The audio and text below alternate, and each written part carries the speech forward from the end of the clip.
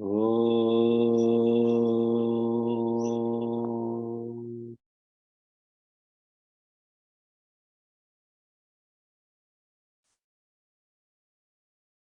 Om.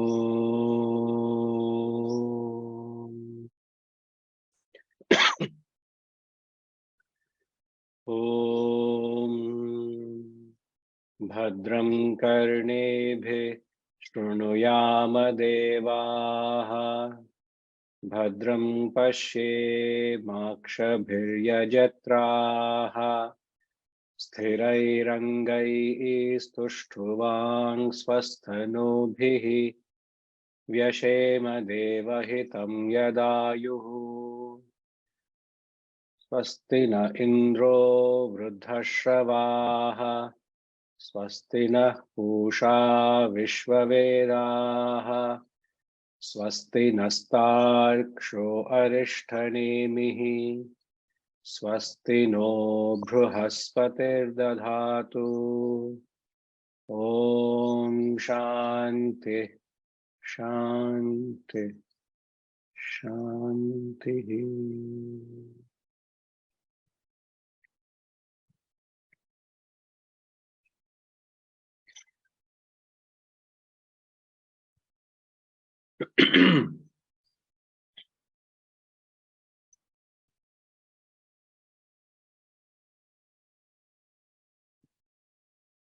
Om Brahma Devanam Prathama Sambhabhuva Vishwasya Karta Bhuvanasya Gopta Sabrahma Vidyam Sarva Vidya Pratishtham Atharvaya Jeshtaputraya Praha Atharvaneyam Pravadeta Brahma Atharvatam Purovachangire Brahma Vidyam Sabharadvajaya Satyavahaya Praha Bharadvajo Angirase Paravara Shaunako Havai Mahashalo Angirasam Vidivadhupasanna Papracha Kasminnu Bhagavo Vijñāte Sarvamidam Vijñātam Bhavatiti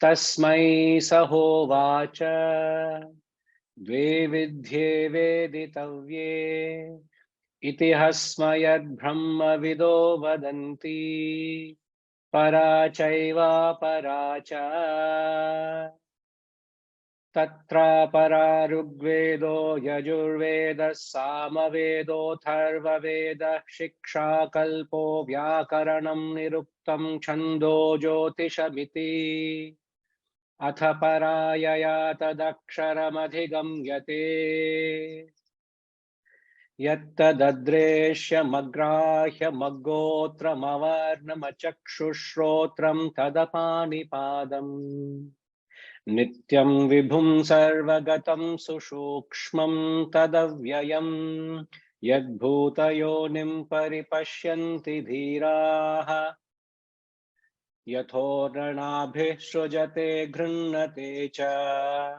yatha prithivyamoshadhaya sambhavanti yatha sata purushat keshalomani Yathaksharat sambhavati ha vishvam tapasa chiyate brahma tato namabhijayate annat prano manah satyam lokah karma suchamrutam yah sarvagya sarvavid yasya jnanamayam tapaha Tasmadetad Brahma Nama Rupamanancha Jayate. Hari Om. Namaskar. So this marks the beginning of the Mundaka Upanishad. Mundaka Upanishad has got 64 mantras. It is divided into 3 chapters, each chapter 2 sections, so 6 sections in all. The Mundaka Upanishad belongs to the Atharvana Veda. It's a Brahmana Upanishad. Brahmana Upanishad means it's an explanatory. As you note, it is 64 mantras. It's a voluminous Upanishad compared to Ishavasya, which was only 18 mantras. So now in the Upanishads, we refer to these Sanskrit texts as mantras vis-a-vis verses. Verses are in prose, not necessarily in poetry. But mantras are poetic, they're poetry. A little introduction. All, as you know, there are 286 Upanishads. Out of that, 108 are orthodox. Out of the 108, 11 are very famous because they were commented by the 3 Acharyas, Shankara, Madhva, Ramanuja, the trio. And Mundaka Upanishad is one of the 11 sacred Upanishads. It is one of the 11. So it is pertinent that we read this. You may say, sir, we have gone through 3 and this is the 4th Upanishad we're doing. Then what about the 11? Why not read 108 Upanishads?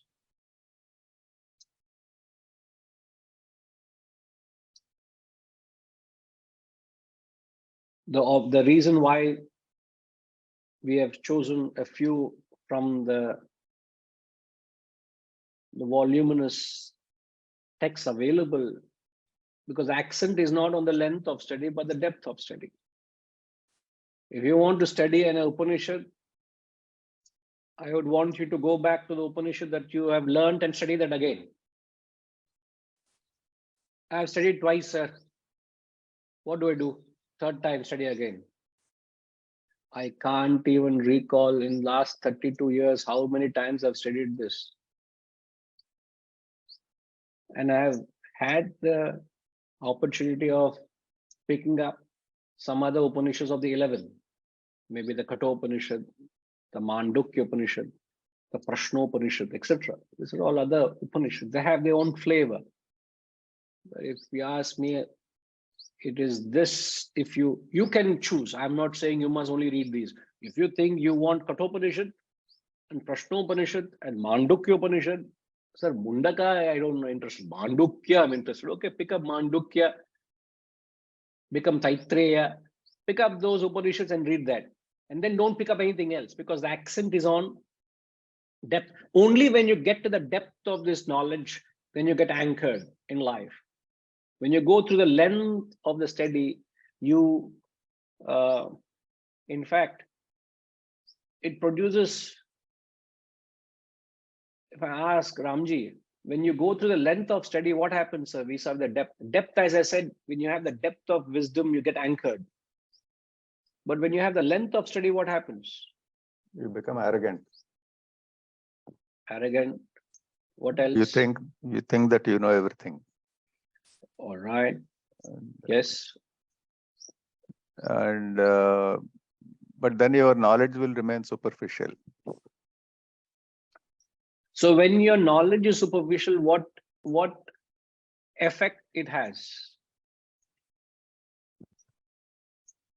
You may be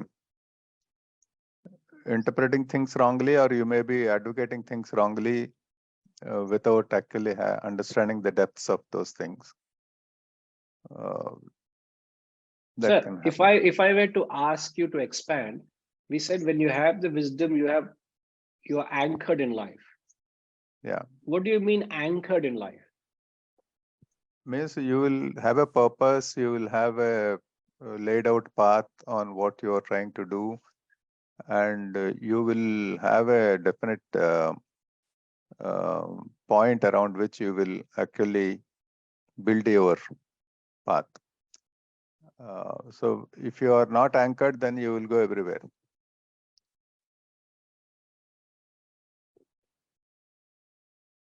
You will go everywhere means you are not. Or everything around you affects you. Yeah, correct. Can we also say that? Yes, sir. Yes. So you are again back to the original place where you started, of being always in an agitated condition because everything is affecting you.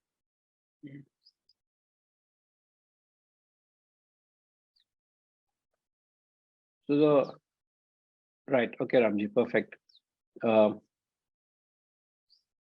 Amitama, yes, please.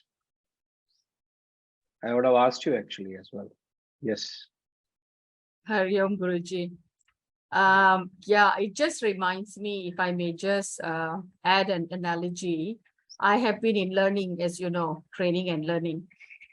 So if I can link this to the psychology of learning, I'm not sure, whether it will make sense, but when we want to differentiate between the depth and the length, I think length would be a little bit more cognitive, theoretical.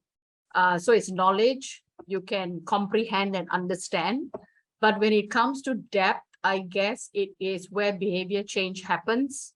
So you're committed to your daily actions, you're committed to your relationships, the way you work, the way you interact with the world, your transactions, and as a result, it is a more difficult and tedious process because you have to keep checking on yourself. But when it comes to length, it is about how many chapters you have completed, how many tests you've done, so it's a little bit more, and both are necessary for each other, I suppose. But length is, yeah, like somebody here, Hari just mentioned, it is more external, and the depth is more behavior change and internalization. Can I make that same analogy to, am I in context, basically, Guruji? No, absolutely. You are in absolute context. In fact, I would extend further and say, when you only have theoretical and informative, you don't have the benefit of the wisdom that you're learning. And one of the evident observations, one who has this wisdom, one who has gone through depth, they're very grounded, anchored, they become very objective to life. Talking about the concept of objective, you become very objective. You don't get excited, you don't get affected by things. But those who have length, they are informative, but they're very emotional, very impulsive. You note them. They're not operate, they don't have the intellect to operate on emotion. They're very emotional, they're very impulsive.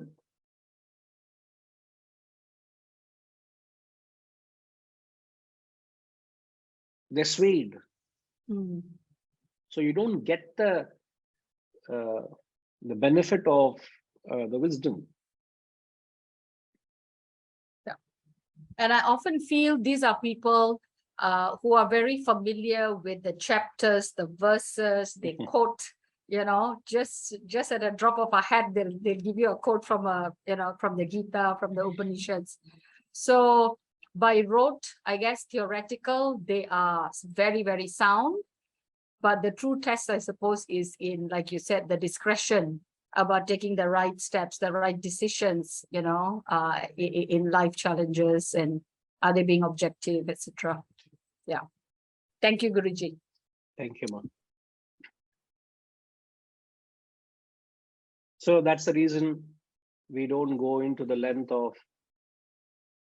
108 or the 11. You can, but it's only different flavor. End of the day, the subject matter is same, which is the self.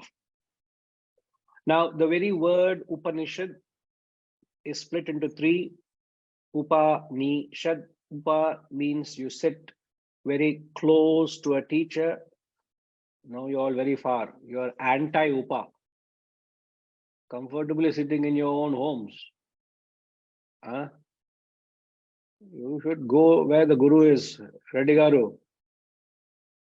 You can say, sir, I am here, I am there, I am everywhere, but not where the Guru is. Not acceptable. SR. Guru is everywhere, Guruji. Ah, I don't know. You must be having many gurus. That's the reason Guru is everywhere. So upa means close, sir. You must sit close to a guru. And when you are close to a person, it inculcates a quality of receptivity. You're very receptive to a person. And being receptive means your receptacles are tuned in. You are able to receive the knowledge well when you are close to the guru. So it suggests a mental discipline, a mental quality of receptivity, a mental quality. Now, SR, the ni upa is one. Ni means below. You sit below the pedestal of a teacher. In our tradition in particular, a teacher is always given a higher pedestal. So a student sits lower to the pedestal of a teacher, lower than him, so that the student looks up to the guru. Right? So when you look up, what do you cultivate?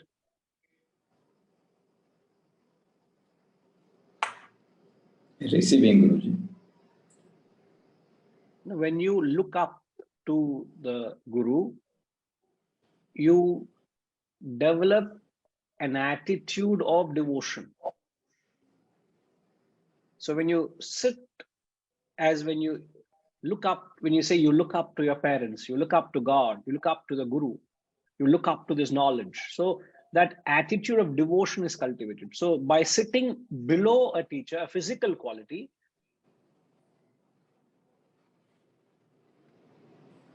you develop devotion.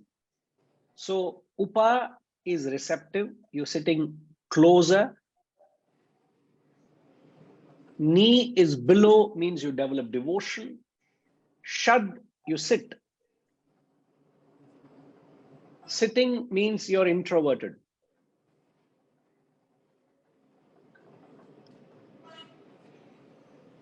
What are the one of the organs of action, Kritikaru? What are the one of the organs of action? I didn't get, Guruji. One of the actions Your of the physical art. body, your physical body has organs of perception and organs of action, right? Yeah. The organs of, one of the organs of action are?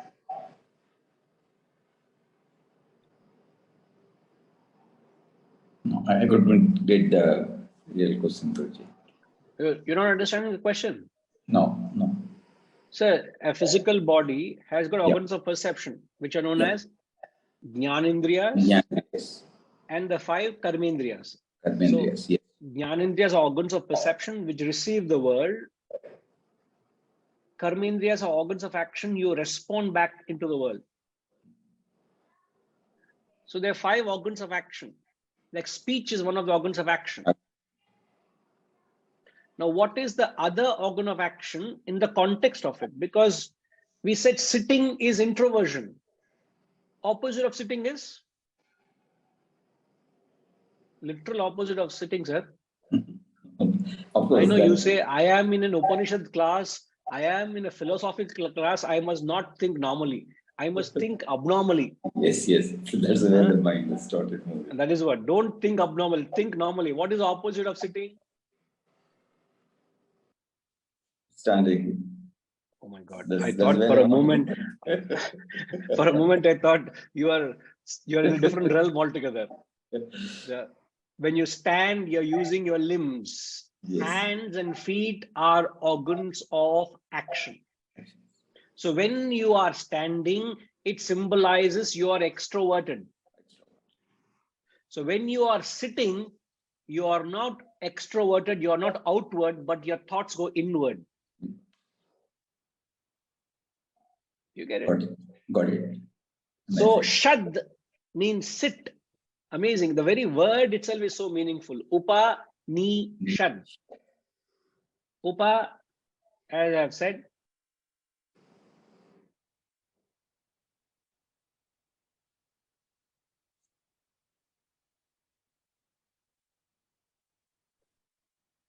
So upa means you sit near, and this means you are receptive. Ni means below, Below. which means devotion. Devotion. Shad means you sit, It. which means you are Introverted. introverted. So upa ni shad means receptive, devoted, introverted text. The mere word itself is so philosophical. So what it also perhaps means is you need all these three qualities to go into the quintessence of the study of the Upanishad. You want to grasp the quintessence, you need to be receptive, you need to be devoted, you need to be introverted. Otherwise, it is difficult to get into the spirit of the text.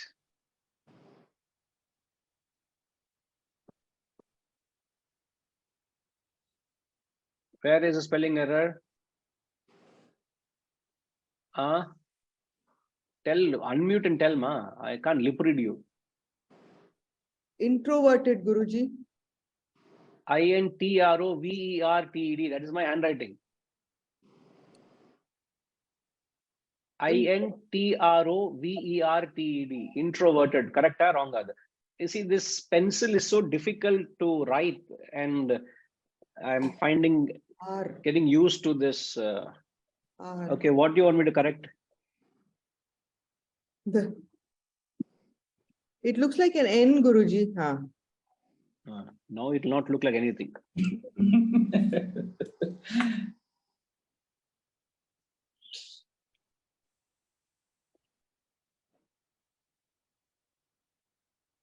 Okay, wow. Perfect. Appa.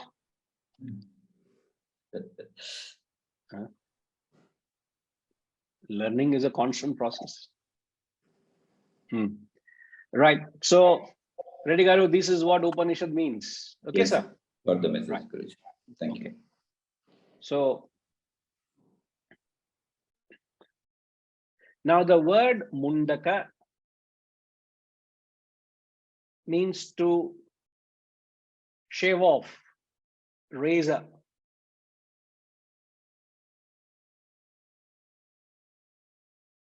So Mundaka means to shave off, to raise off.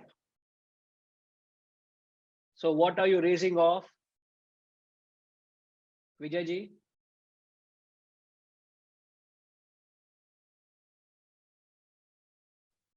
Our fixed notions and ignorance. Correct. So the word Mundaka means to shave off or raise off your ignorance. So Munda means a bald head. So, and why is shaving of head akin to attainment of a certain spiritual state?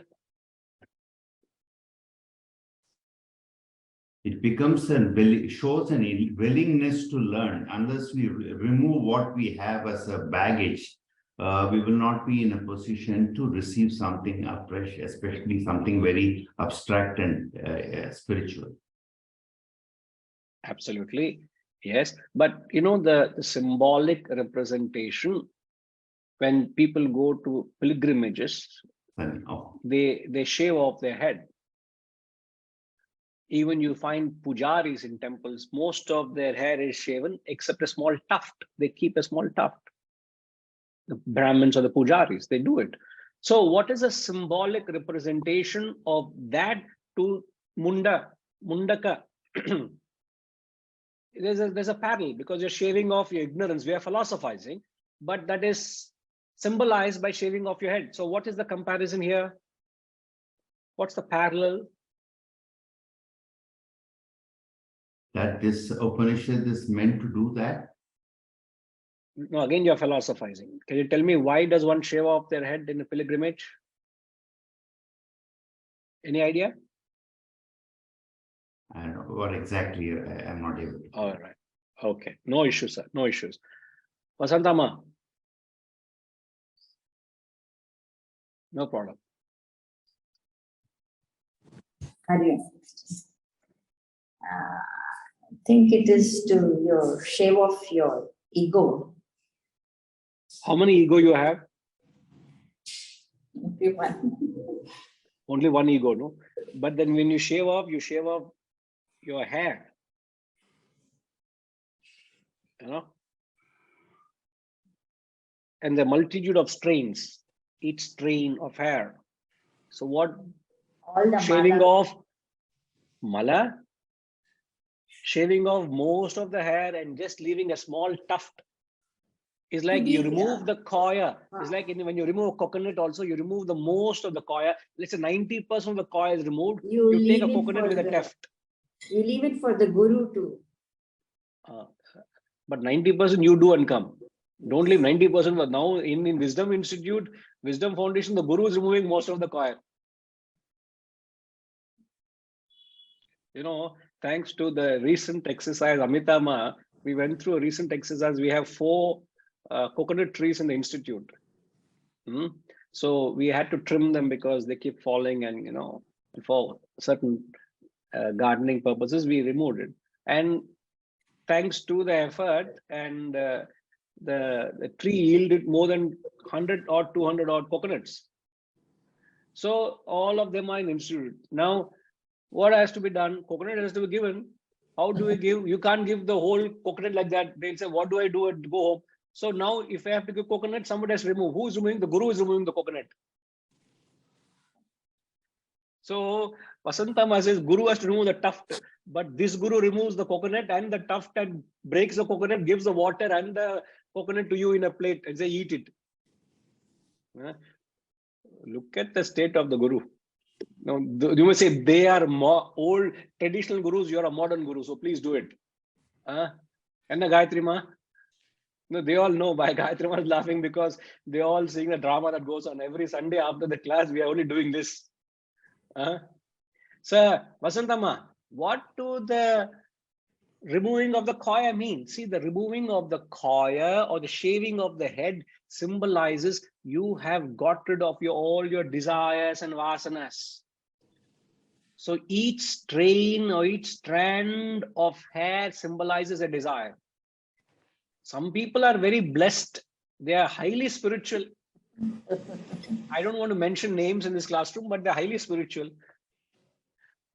And they also title themselves appropriately, Ram Bhagwan, Krishna Bhagwan, like that. They call themselves, you know.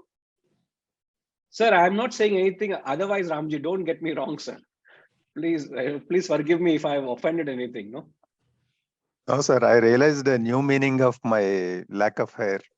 Yes, sir. It's all highly spiritual state, sir. Now. We are coming there. We are going to reach there very soon. Everybody will reach there, sir. Everybody will reach there, you know. So does it mean that women don't have that getting rid of all the attachments and desires, and only men? It holds good only for men? Symbolic, sir. Yes, They sir. have many other problems, sir. About that, they have one big ego. They were saying, no, ego, big irkiliya. That they have, sir. Exactly, we all sir. don't have any ego, sir. You know, we are all so innocent, naive, pure souls on earth. Correct, UK? UK is actually completely agreeing to whatever I'm saying, sir.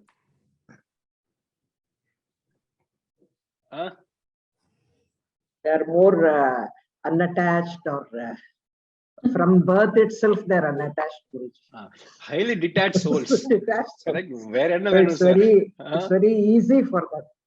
All the this is attachment has come to the women only. So it will be very, very difficult for us. You know, by nature, by nature, they say women are more prone to attachment. Unfortunately, Guruji. No, unfortunately, it is a fortunate thing. So that we are not attached, no? If you are not attached, then we have to develop attachment. But it's nothing as a gender, but it's more as a nature, you know, because it will always be in those days that, you know, men used to go out and work, travel and bring, and it's the lady in the house who is to protect or take care of what was earned or what was provided for. Invariably, the lady having preserved and protected would develop an attachment to it. Yeah. The man, he just goes out into the world. Even in the olden days, a fisherman Yeah. goes into the deep, into the seas to catch the fish, and he gives the produce to the lady to see, okay, you take care of what you want to do. So it's a lady in the house, but it is not gender based. I can think of men who are more like a woman in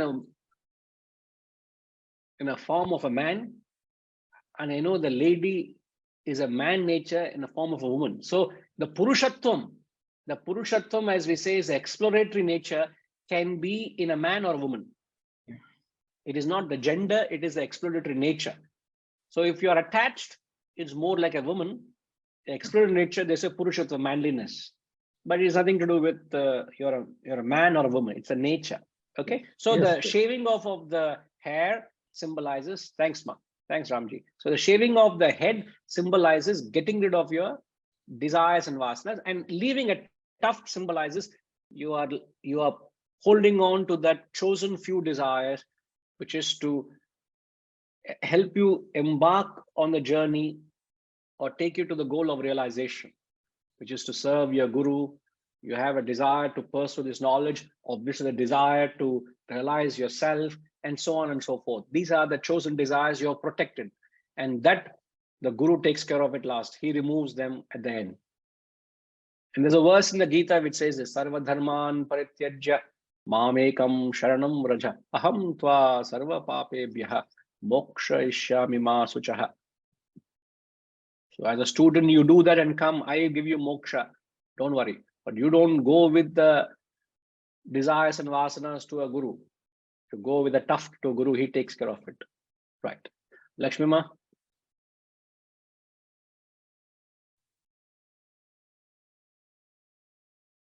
Looks like your audio issue has not been resolved yet. We are not able to hear you. Oh, you're very sorry, Ma. Do capture your thoughts in the chat, but see, there could be some minor technical issue, no? Parungo. Okay. Yeah. Vijayji, meanwhile, you can say what you want to convey, please. Sir, could you unmute? Got muted. Yeah. Yeah. I was thinking, extending the logic, as we grow older, our hair falls. Does it mean we get older and wiser and get rid of all the hair? It's a nature's way of telling us. Don't take the example I would beyond like to its believe applicability. it. No, I know there is a strong justification coming from somewhere there. No, you can't take it literally. Every example has a connotation. Yeah, I get it. Yeah, Setuji? Hari Om Guruji, I just want to share that, see, women may be more attached to children because they give birth to child. They go through the entire pregnancy and they deliver. So whereas I think those who go for surrogate mothers, they may not be so attached as the mothers who really give birth, and they nurture them, they handhold them at every occasion. So they are more attached to me. No, I don't know of that concept, but we are not just telling attachment to their kith and kin. We are talking about getting attachment to anything for that matter. You can be attached to your home, you can be attached to your belongings, you're attached to your family. So that's opposed to their nature of exploratory, that's the reason the Swamis, they don't stay at a place beyond a point. They keep moving from place to place. Why? If they stay at a place, they may develop an attachment to the place, a familiarity, so they keep moving. They lead a life of a nomadic life. So that can happen to you and me also. It's not only feminine, it can be applicable, but it's more, for example, Shakespeare in the play Desdemona, in the play Othello, when he characterizes Desdemona, he says, "Frailty, thy name is woman," he says. So Shakespeare says, "Frailty, thy name is woman." So women get very easily affected by emotion than men. But that doesn't mean that it's only restricted to a feminine. It's not. I know men who can be more emotional and frail than women. So it is not restricted to the gender, but it's an attribute more associated with women. We can't therefore say all women are like that. We can't generalize, but it is more attributed. That's all it means. Okay, sir. Okay, right. Yeah, Vijayji. Guruji, perhaps it's more sociological also. I mean, for centuries, women have been more inside and dependent economically and men, from time immemorial. Perhaps that's the reason they're they would like to preserve or hold on to what they have emotionally and otherwise. It's need not be true now, because if they have independence, if they are, the so-called confidence level with respect to the external level is improving and increasing very fast. It need not be true forever. Correct. Apart from genetic issues, I mean, genetically Right. made and all that, I won't know much about that. No, you're right. You're right. So we are looking at it from philosophically, not from how they are designed. No. Okay. Okay, Lakshmima has a joke. Please, all of you read and laugh. Because a joke.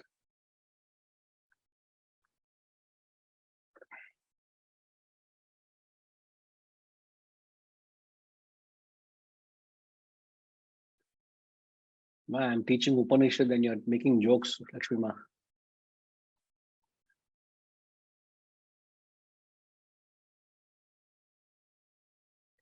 So yeah, so Mundaka means to shave off, raise off, get rid of your ignorance. So a sannyasi who shaves off his head indicates that he has all his desires, his mind is under control, and he has rid his desires from the mind. He's got rid of the desires from the mind, which only means he is ready to embark on the journey of the self. Is to the extent your mind is interested in the world, to that extent you can't be interested in the pursuit of the self. So Mundaka, to the extent you have shaven off your desires, you can understand the Upanishad. And with the Upanishad knowledge and wisdom, you can also get rid of unnecessary desires. So it is a very interesting personal exercise you all can go through, which you don't have to share with anybody, but something for your own reference is you would know what are the desires that are there in your mind as a list of priority things. Be genuine when you look at them and say, can I shave them off? Means, can I drop them? What can I do without? And if I can offload it from my head, believe me, you feel yourself so light and your pursuit becomes much, much clearer. Whatever your desires are, you should have a clear picture and see if you can drop them. At least analyze it. That helps you. Okay, so when we come back, we will get into the invocation, which is the same as that we did for Kaivalya. We'll do the invocation briefly, and then we'll get on to the text. Now, as you note, each Upanishad has a unique meter and a tune. Each mantra is chanted differently. So when we chant, try and see if you can get hold of the rhythm and follow it. Then you get into the poetry, the melody, as well as the philosophical implication. It'll appeal to your head and your heart. Okay, we will come back.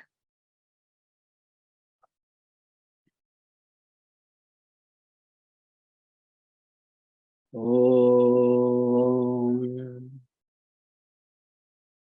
Purnamada Purnamidam Purnat Purnamudachyate Purnasya Purnamadaya Purnamevavashishyate. Om Shanti Shanti Shanti. Hari Om. Shri Guru Bhyo Namaha. Hari Om.